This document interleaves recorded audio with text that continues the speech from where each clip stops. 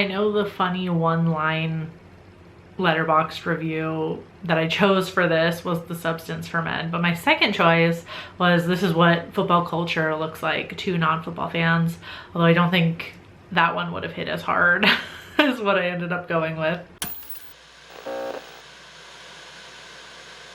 Hey there, creepy peeps. I saw him a while ago while I was in Austin, Texas for Fantastic Fest. Now, this movie was not part of the Fantastic Fest lineup, but we went to a free screening, like early screening of this at a small theater, Galaxy Theater. I'd never heard of it before. We saw that like a day before the festival officially started, and I wanted to talk about it. I just didn't have time in between all the festival stuff to like make a video and post it. So this will definitely be like full of spoilers. The movie's been out for a little bit. I imagine anybody clicking on this video has probably already seen it, but if you haven't, I'm just gonna give you a warning. I'm gonna spoil stuff. I do have to say though, I do want to rewatch this movie, if only to see it from a regular angle, because the four of us who went, like, as Emma, Spooky Astronauts, Omaira, and Ian, shout out to the crew. So we got put in the front row, and most movie theaters have a good amount of space between the front row and the screen. Like AMC has a decent amount of space. When we were at Alamo Drafthouse for the festival, there was so much space. Like I never had an issue if I had to sit in the front row. But this theater, we were so close and we had to lay the seats back as far as they would go. I would have inserted a shot of the angle I had. It was kind of insane how close we were, but it was free. So I was definitely excited to see the movie beforehand. If Jordan Peele's name is attached to the project in some way, people are definitely going to be excited. And as soon as I saw the trailer, I thought, oh, they're doing The Substance, but for men. And that's actually kind of exactly where I stayed the entire movie. The only thing is, and I'm sure you can imagine, because I also anticipated this happening, like it was nowhere near as like nuanced as The Substance. The movie follows Cameron Cade, a rising star quarterback who suffers a potentially career-ending head injury after being attacked by a fan. While in recovery, Cam receives a call from his idol, Isaiah White, who offers to train Cam at his secluded estate in the desert. As his week-long training goes on, Cam is sent down a disorienting rabbit hole that shows him what it truly means to be a star in American sports. As everybody has been saying about this movie, and correctly so, this is a very like skin deep, surface level movie. It was very much giving this well-known idea that men love being oppressed by the patriarchy while also upholding it to keep their power. We've known the patriarchy also harms men. We talk about it all the time, especially on this channel. And I was just really hopeful that the movie would have like delved deeper into these topics a little bit, especially because the movie deals with the physical ideals set for men by the system that they set up as it pertains to American football specifically. This applies to like sports in general, but I feel like there were some deeper themes.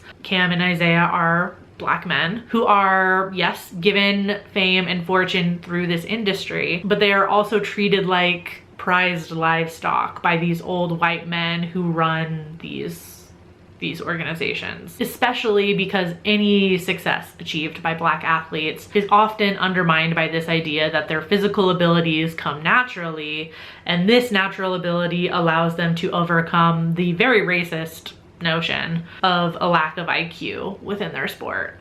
And when it comes to the reveal of like the cult at the end of the movie, that was the closest hint we got to those deeper themes.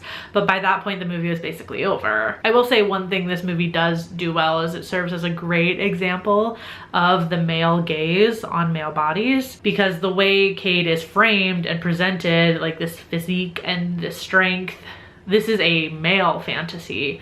This is not men under the female gaze. This is fully what the patriarchy tells us is a, quote, real man. Or like, this is the body you need to get girls, and so on and so forth. And they definitely play up the testosterone in this movie with Cade's character. So much of the movie is edited like a sports reel or even a music video at some points, showcasing how physically powerful Cade is, like the ideal man under the male gaze. The cinematography and the editing of the movie also supported this. Saturated colors, close-ups of Cade's body so we can see like the toned muscles and the glistening sweat. This is later juxtaposed with Cade receiving mysterious shots from Isaiah White's medic and other like weird rituals that they do in the name of being at peak physical condition. And this is played off against his head injury, which he keeps pushing against despite warnings that he should rest. And this was one of the angles I was expecting from the trailer, and especially given the fact that this is a movie about American football, which has a tragic history of players receiving irreversible damage to their brains from playing this sport. But you can't let that get in your way when you want to be the GOAT, so Cade keeps going. And when he gets to Isaiah White's like kind of mini boot camp thing that he's offering, we see the way that the pressure has now affected this veteran player.